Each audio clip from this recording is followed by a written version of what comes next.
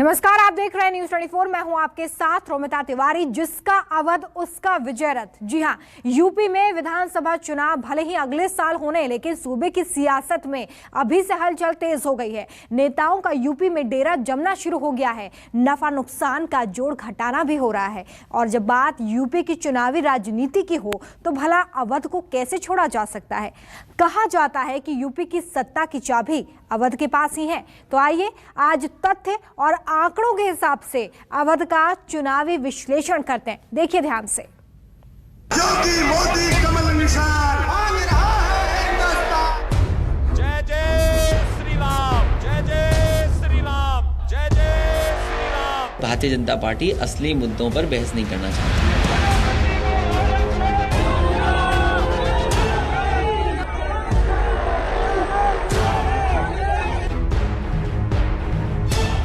कहीं हिंसा हुई है, कहीं बम फूटे हैं, कहीं पे गोली लगी है, कहीं पे मारपीट हुई है, कहीं पे महिलाओं के साथ अत्याचार हो रहा है। आज यूपी में कानून का राज है। भारतीय जनता पार्टी की सरकार बनेगी, कोई संदेह नहीं।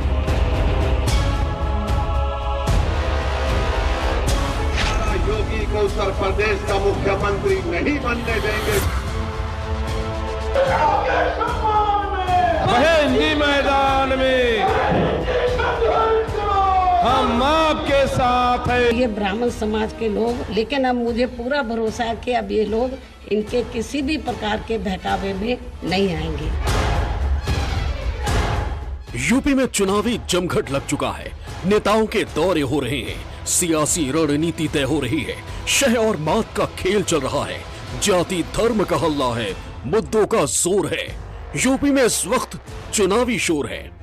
वैसे तो सूबे के हर जिले और इलाकों में चुनावी जंग बड़ी दिलचस्प होती है, क्योंकि अवध की तो बात ही कुछ और है। धार्मिक, पौराणिक और सियासत का सबसे बड़ा केंद्र, गंगा जमुनी तहजीब का गढ़, नवाबों की विरासत और कौमी एकता के मिसाल, हिंदुओं की आस्था का धर्म स्थान, कुछ ऐसा है यूपी का अवध। अगले साल यूपी में विधानसभा चुनाव हैं। यूपी ही नहीं, पूरे देश में खासा महत्व रखने वाले अवध इलाके में सियासी सूरमाओं की मौजूदगी अक्सर चुनावी तपिश को बढ़ा देती है।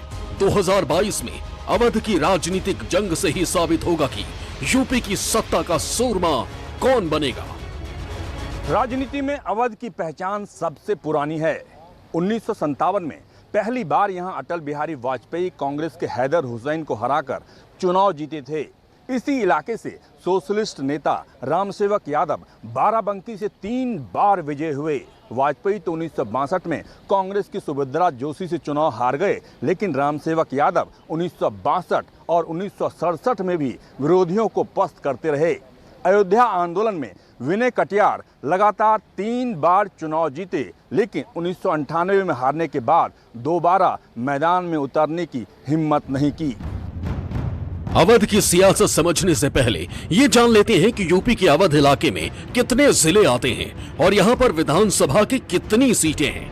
यूपी के अवध इलाके में 14 जिले आते हैं, जिनमें लखीमपुर खीरी, सीतापुर, फर्रुखाबाद, औरैया, लखनऊ, अयोध्या, कानपुर देहात, कानपुर नगर, उन्नाव, रायबरेली, बाराबंकी, हरदोई और इटावा। 403 विधानसभा सीटों वाले यूपी की 81 विधानसभा सीटें सिर्फ अवध में आती हैं। इसलिए यूपी की सत्ता पर काबिज होने के लिए यूपी के दिल अवध में जगह बनाना बेहद जरूरी होता है। ये हम ऐसे ही नहीं कह रहे हैं, बल्कि आंकड़ों और चुनाव नतीजों का बारीकी से अध्ययन करने के बाद कह रहे हैं। अगर बात की जाए 2017 के विधानसभा चुनाव की, तो उस वक्त अवध में बीजेपी ने 67 सीटों पर कब्जा जमाया था। मायावती की पार्टी बीएसपी को 6 सीटें मिली थी। एसपी को सिर्फ 6 सीटों से ही संतोष करना पड़ा था। कांग्रेस 2 सीटें ही जीत पाई थी। वास्तविकता कि उसमें रहना ही नहीं चाहते, को स्वीकार करना ही नहीं चाहते। अगर हर चीज अखिलेश जी कर दिए थे तो फिर क्यों अखिलेश जी को जनता ने यहां से दौड़ाया है, भगाया है? भाई आज भी उपचुनाव में क्यों हार गए, लोकसभा चुनाव में क्यों हार गए?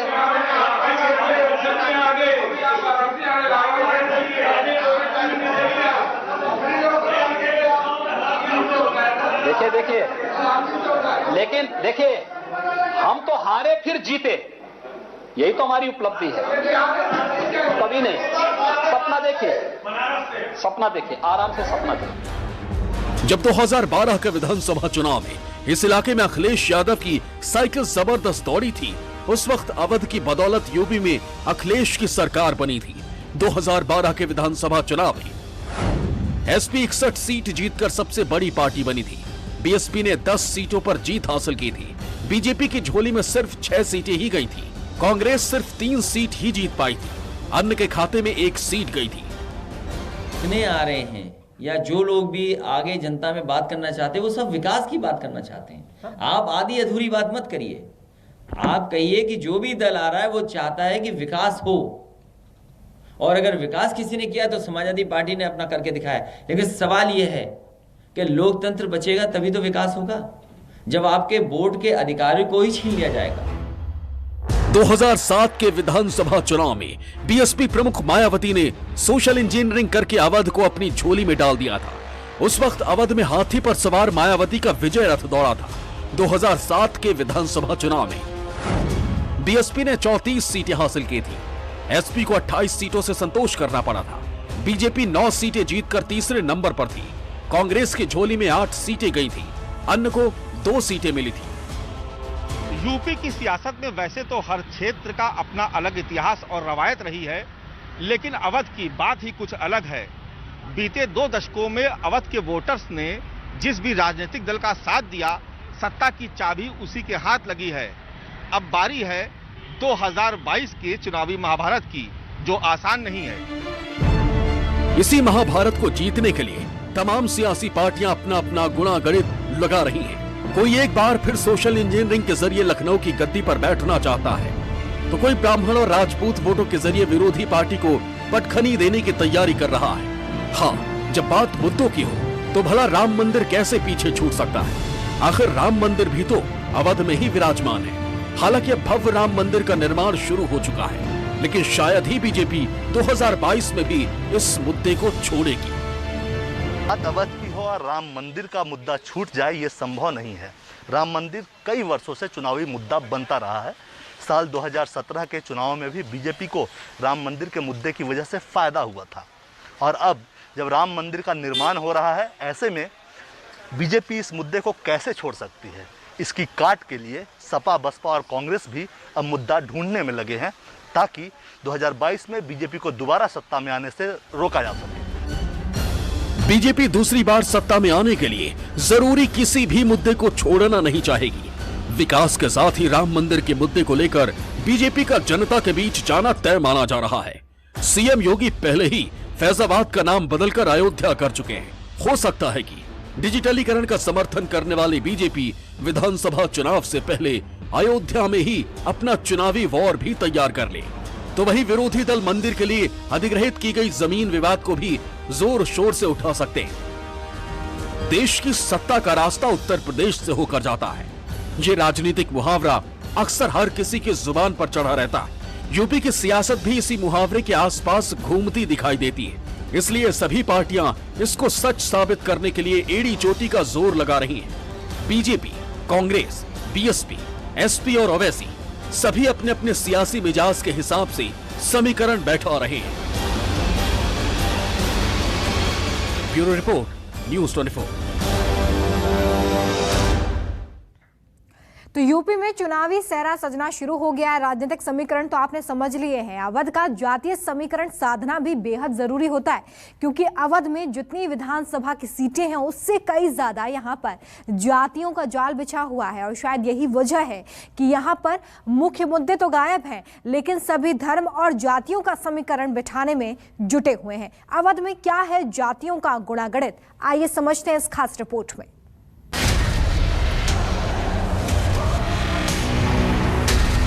मुस्लिम समाज के लोग उन सीटों पर अपना वोट सपा व कांग्रेस पार्टी के उम्मीदवारों को देकर बांटे ना। अली पर सपा बसपा को अली पर विश्वास है, हमें भी बजरंग बली पर विश्वास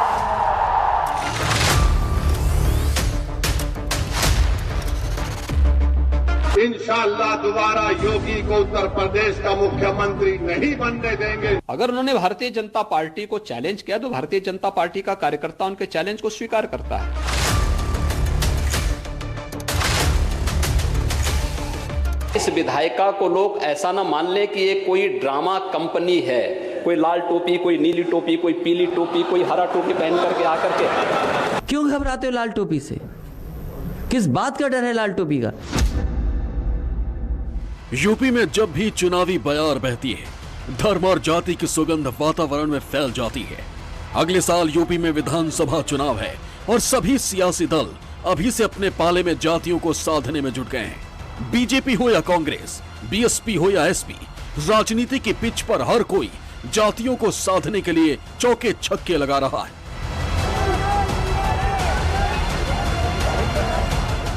अब इस सरकार में यहाँ अपर कास्ट समाज में से खासकर ब्राह्मण समाज तो बहुत ज़्यादा दुखी है, जिन्होंने पिछले विधानसभा आम चुनाव में बीजेपी के बहकावे में आकर इस पार्टी को बढ़ चढ़कर एक तरफा अपना वोट दिया था और इनकी पूरे 5 साल के लिए सरकार भी बनाई।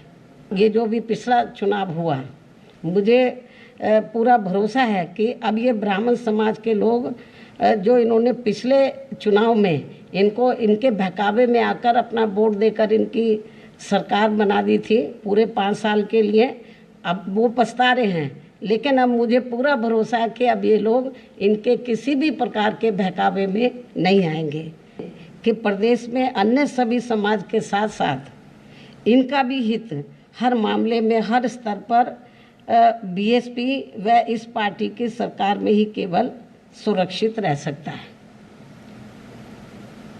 और इसका एहसास कराने व इनको सन 2007 की तरह फिर से बीएसपी में जोड़ने के लिए इसी महीने 23 जुलाई से मेरे दिशा निर्देशन में बीएसपी के राष्ट्रीय महासचिव व राज्यसभा सांसद श्री सतीश चंद्र मिश्रा जी के नेतृत्व में इनकी धार्मिक भावनाओं को भी ध्यान में रखकर ये अभियान अयोध्या से शुरू किया जा रहा है। यूपी की राजनीति की बात हो और जाति की ना हो, ऐसा हो ही नहीं सकता। पूर्वांचल और अवध की सियासत में जातियों का बड़ा दबदबा माना जाता है, इसीलिए सियासी दल जाति, धर्म और ध्रुवीकरण का गणित सुलझाकर ही अपने उम्मीदवार को चुनावी अखाड़े में उतारते हैं। अवध की जाति की राजनीति समझने से पहले यूपी का समीकरण समझना होगा। ये भी जानना होगा कि कौन सी पार्टी किस समुदाय के भरोसे अपनी चुनावी वैतरणी पार करने की कोशिश में है। सबसे पहले बात बीजेपी की। बीजेपी सभी जातियों को साधने की कोशिश में जुटी है। चुनाव से पहले पिछड़ा वर्ग मोर्चों की नई टीम बनाई। मोदी कैबिनेट में सभी जातियों को तरजीह दी गई। बात करें अखिलेश की पार्टी एसपी की, तो पिछले दिनों अखिलेश ने पार्टी के दिग्गज ब्राह्मण नेताओं के साथ मंथन किया। सभी ब्राह्मण विधायकों ने अखिलेश को शंख तोहफे में दिया। अखिलेश ने ब्राह्मण नेताओं को परशुराम की प्रतिमा का मॉडल भेंट दिया। उधर बीएसपी भी ब्राह्मणों को जोड़कर सोशल इंजीनियरिंग फॉर्मूला बना रही है। अयोध्या में पार्टी ने भव्य ब्राह्मण सम्मेलन किया। राज्य के 18 मंडलों में ब्राह्मण सम्मेलन का आयोजन करेगी।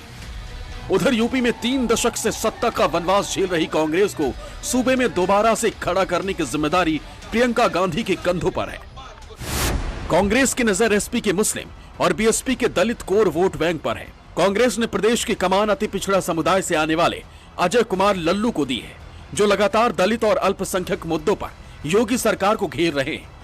इसके अलावा कांग्रेस सूबे के मुसलमानों को साधने के लिए तमाम तरह के जतन कर रही है। उत्तर प्रदेश में संविधान को नष्ट किया जा रहा है, लोकतंत्र का चीरहरण हो रहा है, लोकतंत्र पर जो वार हो रहा है, जो संविधान पर वार हो रहा है, ये आप सब जानते हैं। उत्तर प्रदेश के आप सब जानते हैं कि कोई नई बात नहीं है इनके राज्य में, पिछले कुछ सालों से चला आ रहा है, लेकिन अब इस स्तर पर गिर गया है।